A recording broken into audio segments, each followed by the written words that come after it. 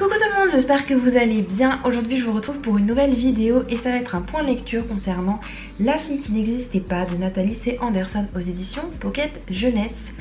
C'est un roman que j'ai beaucoup aimé, qui est très dynamique, qui parle de vengeance. On suit une jeune fille qui s'appelle Tina qui a perdu sa mère.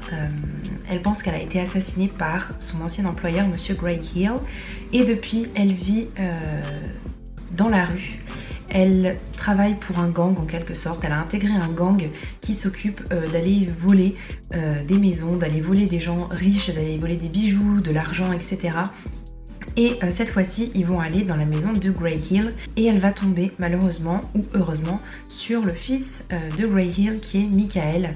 Et il lui dit mais non en fait c'est pas mon père qui a tué ta mère et elle en est persuadée que c'est lui. Il accepte de l'aider à trouver des preuves qui vont inculper son père mais pour cela il va falloir qu'ils mettent leur petite enquête. Donc tous les deux ils vont retourner dans le village de sa mère en Afrique.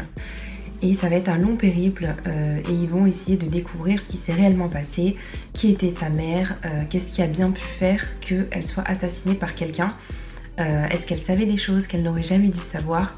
C'est un peu tout le mystère qui entoure cette histoire. Le personnage de Tina, c'est une jeune fille très forte, très courageuse, qui a cette idée en tête de vouloir trouver absolument Monsieur Greyhill et de lui faire payer. Au début c'est vraiment ça, c'est une histoire de vengeance et au fur et à mesure elle va s'assagir un petit peu et se poser des questions.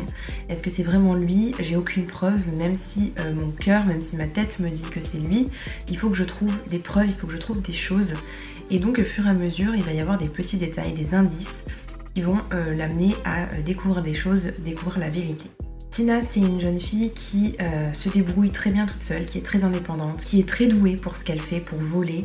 Elle a intégré ce gang, elle est la seule fille, tous les autres ce sont des hommes, des garçons qui sont plus ou moins bêtes, qui ont plus ou moins des capacités, mais elle est vraiment très intelligente, elle peut se faufiler partout. Donc on peut vraiment compter sur elle. Elle a vraiment un grand cœur aussi parce que on va se rendre compte que sa mère occupait une place très importante dans sa vie et elle a une petite sœur pour laquelle elle ferait n'importe quoi. Donc c'est un peu cette ambivalence de personnage et de la voir grandir et évoluer au fil du livre, c'est vraiment super intéressant. Il y a pas mal d'autres personnages qui viennent aider ou pas Tina, mais on a quelques personnages importants du gang. On a Michael forcément, on a sa petite sœur, on a la famille Greyhill en entier. On a aussi la mère, même si elle n'est pas vraiment physiquement présente, même si elle n'est pas là, en fait on va découvrir qui elle était et son identité. Le rythme du récit est vraiment très bien mené. Au début on commence plus ou moins doucement, mais on a quand même une certaine tension parce que ça commence avec le cambriolage de Tina de la famille Greyhill. Donc on est toujours un peu dans cette appréhension, on n'a jamais vraiment de temps de pause.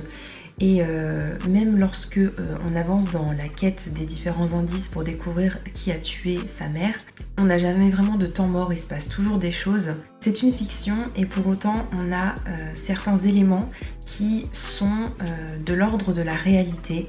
En tout cas, l'auteur à la fin nous dit qu'elle s'est inspirée de faits réels pour écrire certaines parties de son histoire et notamment des parties assez dures, assez violentes de société en Afrique. Et j'ai trouvé ça super intéressant d'avoir cet aspect-là aussi, ça rajoute une dimension au roman que je trouve très intéressante. Pour résumer, c'est un livre qui a beaucoup de qualités, que ce soit dans les personnages, dans le rythme, dans la manière dont l'héroïne va grandir, évoluer, les relations entre les personnages. On a une petite romance mais qui prend pas du tout le pas sur l'histoire principale. Vraiment c'est un livre que j'ai beaucoup aimé, donc si vous avez envie de le découvrir, surtout n'hésitez pas. Si vous l'avez lu, n'hésitez pas non plus à me dire en commentaire ce que vous en avez pensé et en attendant je vous dis à bientôt dans une prochaine vidéo. Ciao ciao!